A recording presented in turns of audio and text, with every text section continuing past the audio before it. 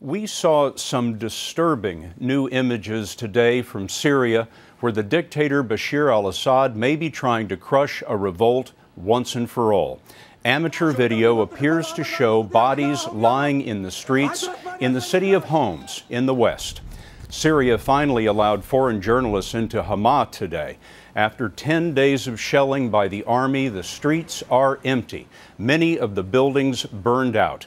Human rights groups say nearly 2,000 civilians have been killed in Syria since March.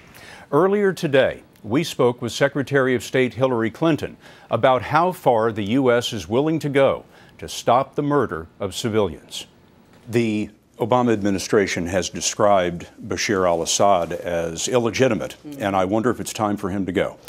Well, that's going to be up to the Syrian people, but I can tell you that President Obama and I have been working very hard to marshal international opinion. So we are building what I think is a much more persuasive case that the international community, not just the United States, wants to see peaceful change in Syria. You're talking about U.S. leadership. Why doesn't the U.S. lead and take that one half step further and say that Assad's time is done? He has to go. Well, I think we've been very clear in what we have said about his loss of legitimacy. But what we really need to do to put the pressure on Assad is to sanction the oil and gas industry, and we want to see Europe take more steps in that direction.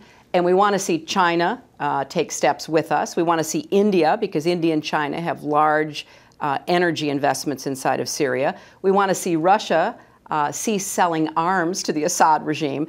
Assad, right at this moment, seems to be attacking his cities in a most vigorous way to put an end to it before the pressure you describe ousts him from power. Well, but I think the pressure requires an organized opposition, and there isn't one, Scott. So part of what we've been encouraging and trying to facilitate is for the opposition to become unified. You're not going to say he has to go?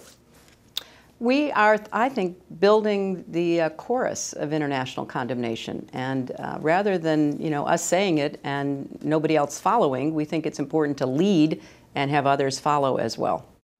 For its part, Syria's government claims it only attacked Hama to get rid of terrorists.